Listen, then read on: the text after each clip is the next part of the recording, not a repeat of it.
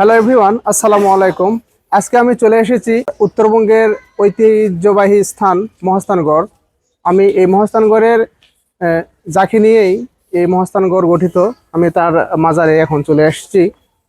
আমি চলে আসছি হযরত শাহ সুলতান বলখি মাই শাহ রহমতুল্লাহের মাজারে। আপনারা দেখছেন, এটাই তার মূল দরগা। এই মেন গেট দিয়ে আমরা ভেতরে প্রবেশ করতে পারবো। তো ভিউয়ার্স, আপনারা আমার সাথে থাকেন। আমি একটু ঘুরে ঘুরে দেখানোর চেষ্টা করতেছি এই দরগাকে। আসুন।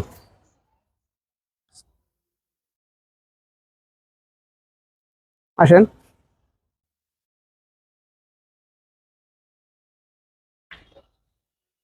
জি দেখেন, এখানে ছোট ছোট কয়েকটা দরগা।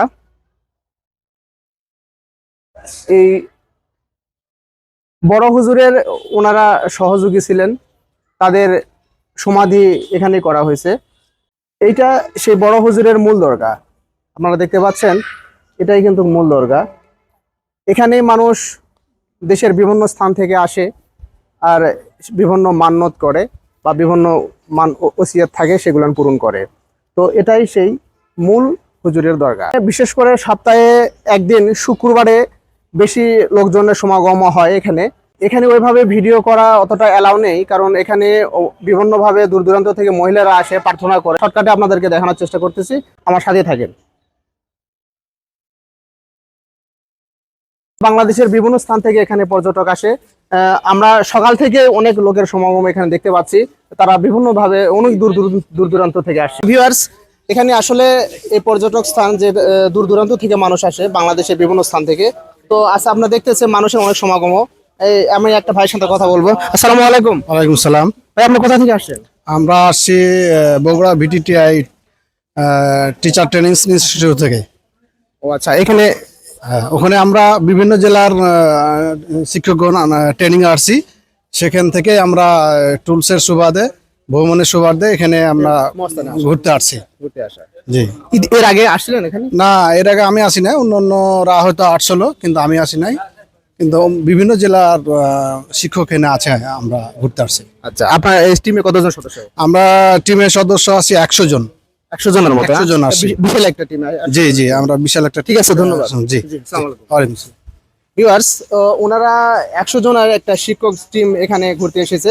আসলে ওনারাই শুধু নয়, আমি সকাল থেকে দেখতে পাচ্ছি যে এখানে দূর দূরান্ত থেকে বাংলাদেশের বিভিন্ন স্থান থেকে লোকজন আসছে এবং তারা পর্যটকেরা বিভিন্নভাবে এই মাজারগুলো পরিদর্শন করছে। তো অনেক দূর থেকে আসছে ওনারা এই দরগাতে একটা খাসি মান্যত দেওয়ার জন্য। আপনারা দেখতে পাচ্ছেন, এই যে খাসি নিয়ে দরগার ভিতরে ঢুকছে। হয়তোবা এখানে মান্যত আছে, তারপরে এখান থেকে নিয়ে খাসি এখানে জমা দিবে, এখান থেকে নিয়ে খাসি নিয়ে যাবে সেই ভান্ডারখানায়। তো ভিউয়ার্স, আপনারা আমার সাথে থাকেন। এটা এটা কিন্তু সেই ভান্ডারখানা। এখানে এসে এই মহাস্থানের সকল তবারক এখানে একত্রিত হয়। এরপর বিভিন্নভাবে সেই তবারক গুলান বন্টন করা হয়। একটু আগে একদল লোক আসছিল, তারা হয়তোবা তাদের মান্যত ছিল, এই খাসিটা দিয়ে গেছে এখানে। এরকম প্রত্যেক দিনেই আসে বিভিন্ন জায়গা থেকে খাসি বা গরু বা বিভিন্ন ধরনের ওসিয়ত, হাঁস মুরগি বা বিভিন্ন ধরনের যারা মান্যত করে তাদের এই স্থানে আসে। এটা সেই মূল ভান্ডারখানা। তো আপনারা আমার সাথে থাকেন।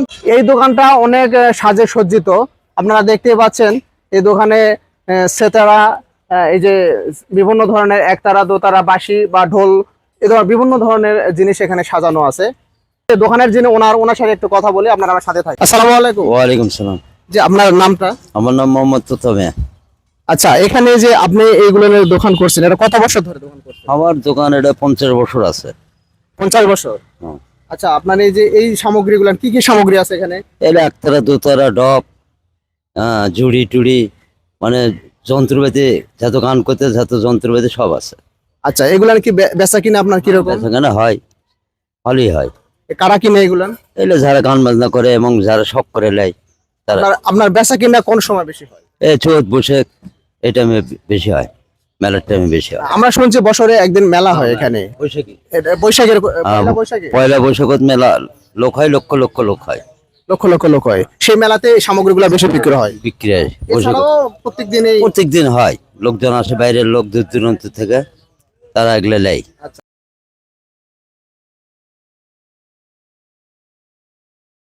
তো ভিউয়ার্স, এই যে আরেকটা দোকানে আমরা চলে আসলাম। এখানে উনি বিভিন্ন ধরনের তসবি বা আংটি, বিভিন্ন ধরনের জিনিসপত্র বিক্রয় করে থাকে। এখানকার উনি দীর্ঘদিন ধরে দোকান করছে। আমরা সরাসরি ওনার সাথে কথা বলবো। আসসালামু আলাইকুম। ওয়ালাইকুম আসসালাম। জি ভাই, আপনার নাম? আমার নাম মনির হোসেন, মনির। মনির হোসেন মনির। আচ্ছা, এই দোকানটা কতদিন আগে এখানে? এই দোকান আজকে প্রায় 12-13 বছর ধরে। 12 থেকে 13 বছর ধরে। হ্যাঁ, জি। আচ্ছা। এই এই দোকানের যে সামগ্রীগুলো, কি কি সামগ্রী পাওয়া যায় আপনার এখানে? এখানে আংটি, পাথর, তবজি, কালামের কাগজ, তাবিজ, ঠোস। এইগুলো কি কিনে কাস্টমার কারা? কাস্টমার এই যে যারা আসে সুলতান বাবার দরবারে, মানে বিভিন্ন দূর দূরান্ত থেকে যারা পর্যটক আসে তারা এগুলো কিনে। জি, দূর দূরান্ত থেকে লোক আসে, তারা নিয়ে যায়। আবার যারা এখানে সেবক যারা থাকে বিভিন্ন ভাবে, হ্যাঁ, পাগল হ্যাঁ, মাস্তান যারা, তারাও থাকে, কিনে। তারাও কিনে। হ্যাঁ। তো আপনার বেচা কিনা কখন ভালো হয়? বেচাই না হয় বৃহস্পতিবার শুক্রবারে বেশি। একটু ক্যামেরা প্লিজ এদিকে। শাহ সুলতান বলখি মাই শাহ রহমতুল্লাহ, এটা খানকা শরীফ। এর পাশেই কিন্তু একটা কবরস্থান আছে, বুলু পাগলার পাবলিক কবরস্থান। এই স্থানের যারা সেবক বা যারা বড় ধরন, যারা এখানে সবসময় সাধন করে, সেই কিছু কিছু লোকগুলান এই স্থানগুলোতে বসবাস করে। তারা একটি সিন দেখতে পাচ্ছেন। মূল দরগা যেটা, এই মূল দরগার উত্তর পাশেই একটা কূপ আছে। আপনাদেরকে আমি দেখাবো, আপনারা আমার সাথে থাকেন। এই কূপটাতে আগের মানুষেরা এখানে পানি খাওয়ার কাজে ব্যবহার হতো। দেখেন, এই স্থানের লোকজনেরা বা যারা এখানে বসবাস করতো তারা এখানে পানি খাইতো। তো ভিউয়ার্স, আপনারা আমাদের সাথে থাকেন। আমরা এই মহাস্থানের ঐতিহ্য যেগুলো স্থান আছে, স্পট আছে, আপনাদেরকে ঘুরে ঘুরে দেখাবো।